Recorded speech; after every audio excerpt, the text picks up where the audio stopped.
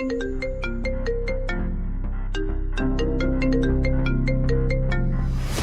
साल पहले हुए हादसे के बाद नव्या से उसका सब कुछ छिन गया था। ऋषि मेरी बात सुनो। तुम कल रात ऋषि जैसा तुम सोच रहे हो वैसा कुछ। डोंट यू डेयर, सब समझ आ रहा है। ये बिस्तर, ये टाई, ये वाइन का गिलास, सब समझ आ रहा है। बेशर्म, मुझे शर्म आती है कहते हो कि तुम मेरी बेटी हो। ये सब कुछ कनिका ने किया है, कनिका ने मुझे फंसाया। चुप! निकल जाओ अभी के अभी इस घर से। वो चंडीगढ़ से बेंगलुरु आ गई थी। इस नए शहर को नव्या ने अपनी मेहनत और काबिलियत से अपना बना लिया था। हर अच्छे बुरे मोड़ को उसने अकेले ही पार करके इन 6 सालों का सफर तय किया था। पापा, नव्या, तुम्हें चंडीगढ़ आना है। लेकिन आज अचानक अपने पापा की आवाज सुनकर वो एक झटके में 6 साल पीछे चली गई थी। पापा सच में चाहते हैं कि मैं वापस आ जाऊं? हाँ बेटा। पापा चाहते हैं कि मैं वापस चली जाऊं? पापा सच में मुझे घर बुला रहे हैं? ओह गॉड, ओह गॉड। पर क्यों? पापा मुझे वापस क्यों बुला रहे हैं? उन्होंने कुछ बताया भी नहीं। मैं फिर से पूछती हूँ। The number you're calling is currently switched off. Please Switched try off? later. पापा ने मुझे वापस बुलाया। मैं वापस घर जा सकती हूँ। शायद पापा मुझे अपना लेंगे और मुझे माफ कर देंगे।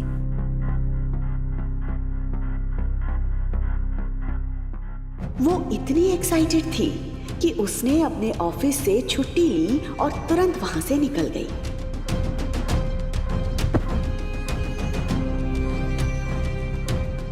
कुछ घंटों बाद वो बेंगलुरु एयरपोर्ट पर चेक इन कर रही थी।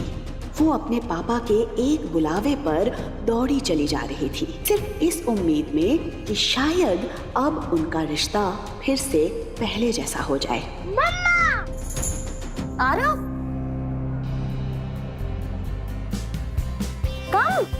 ये आवाज किसी और की नहीं बल्कि आरव की थी।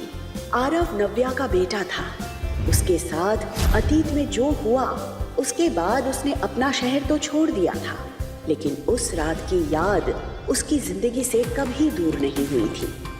बेंगलुरु शिफ्ट होने के कुछ ही दिन बाद उसे पता चला कि वो प्रेग्नेंट है। मम्मा देखो, हमारा फ्लाइट मिस हो गया। आरव वो हमारी फ्लाइट नहीं है, हमारी फ्लाइट 1 घंटे बाद है।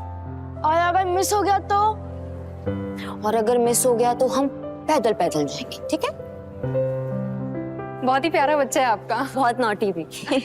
Thank you. नव्या ने जैसे ही ऊपर देखा तो उसके सामने एक 6 फुट का आदमी खड़ा था।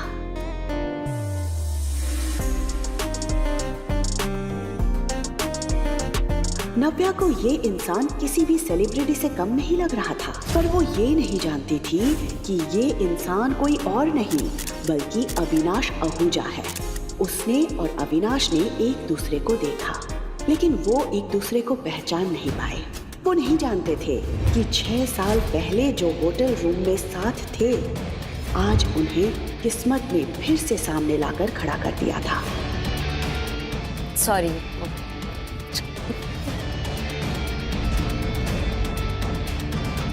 मुझे सर की फ्लाइट चेंज करवानी है। इस लेडी को भी आपने बिजनेस क्लास की टिकट दे दी। अविनाश सर बिजनेस क्लास से ट्रैवल करते क्योंकि उनको डिस्टर्बेंस नहीं पसंद है। वो ये बच्चे का शोर सुनते हुए ट्रैवल नहीं कर सकते। या तो आप इनकी क्लास चेंज करिए या अविनाश सर के लिए दूसरी फ्लाइट कीजिए। He just can't travel with kids. Excuse me, क्या कहना चाहते हैं आपके सर? शोर मचा रहा था मेरा बेटा, वो शोर नहीं मचा रहा था, वो मुझसे बात कर रहा था। Really?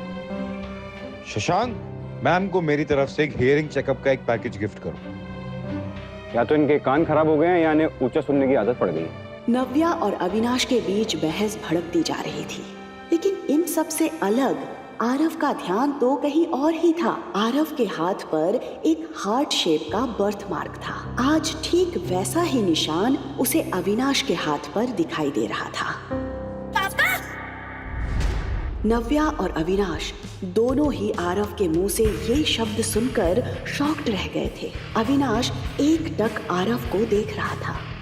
न जाने क्यों उसके मुंह से पापा शब्द सुनकर अविनाश को एक अजीब सी फीलिंग हो रही थी, ऐसी फीलिंग जो उसे पहले कभी नहीं हुई थी। रफ, क्या बोल रहे तुम? पापा नहीं है। तो मम्मा इज माय डैड। नहीं है वो तुम्हारे डैड, प्लीज ऐसे नहीं बोलते। बट मम्मा सी, हम दोनों के हाथों में सेम निशान है। एक जैसा निशान देखकर अविनाश और नव्या भी हैरान रह गए। ऐसे सेम निशान होने से कोई किसी का पापा नहीं होता यार।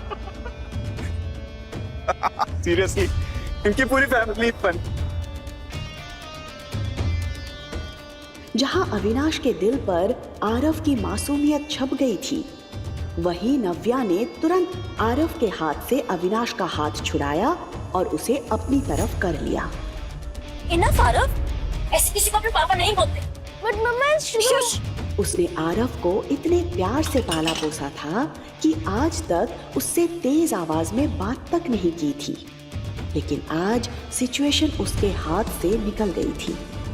उसके हिसाब से पापा बोलकर ना सिर्फ आरव ने अविनाश को हंसने का मौका दिया था, बल्कि नव्या के वो 6 साल पुराने जख्म भी ताज़ा कर दिए थे। अविनाश को ऐसा लग रहा था कि नव्या की लाइफ में जो भी पर्सनल इश्यूज हैं, उसकी वजह से आरव के दिल पर बुरा असर पड़ रहा है, और ये बात उसे जरा भी अच्छी नहीं लग रही थी।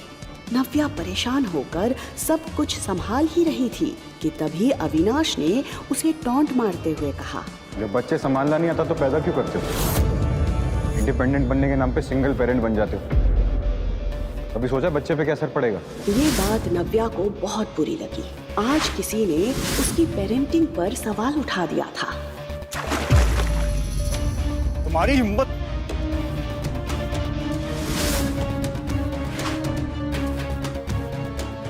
नव्या उसे घूर रही थी और वो नव्या को। इससे पहले कि वो कुछ कहता, नव्या ने आरव का हाथ पकड़ा और वहां से गुस्से में निकल गई। अविनाश को यकीन नहीं हो रहा था कि आज किसी लड़की ने उसके मुंह पर पानी फेंका था। सर, आपकी दूसरी फ्लाइट अरेंज हो गई है। Let's go sir. उस लड़की की फिक्र मत कीजिए, उसे मैं देख लूंगा। मैं इसी फ्लाइट में जाऊंगा, इसी लड़की के साथ ट्रैवल करूंगा। पता नहीं सर क्या सोच रहे, क्या करने वाले सर।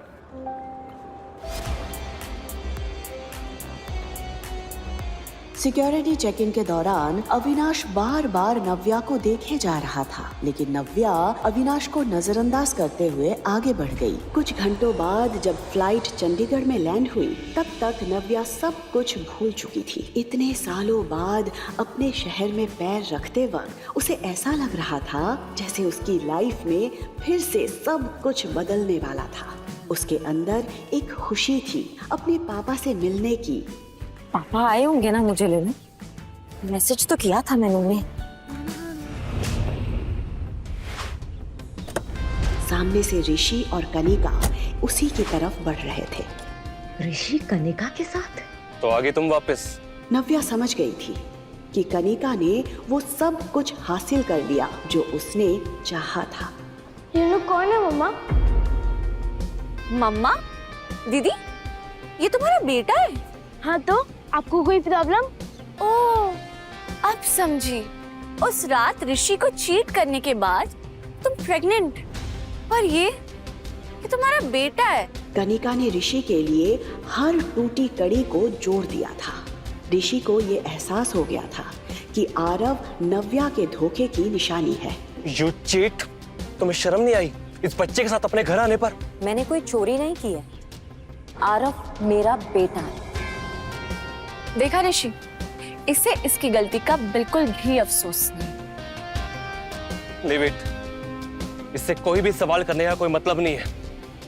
याद है इसने पिछली बार क्या किया था? उसके बाद तो ये कोई भी शर्मनाक हरकत कर सकती है।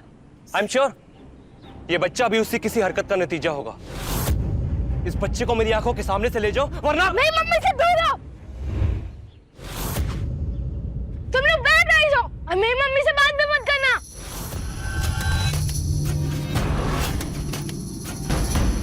किसने रोका था ऋषि को? क्यों बुलाया था शेखर ने नव्या को वापस? आखिर कब तक रहेंगे अविनाश और नव्या इस सच से अनजान कि 6 साल पहले उन दोनों ने ही एक साथ रात बिताई थी? जानने के लिए सुनते रहिए द रिटर्न, सिर्फ पॉकेट FM पर।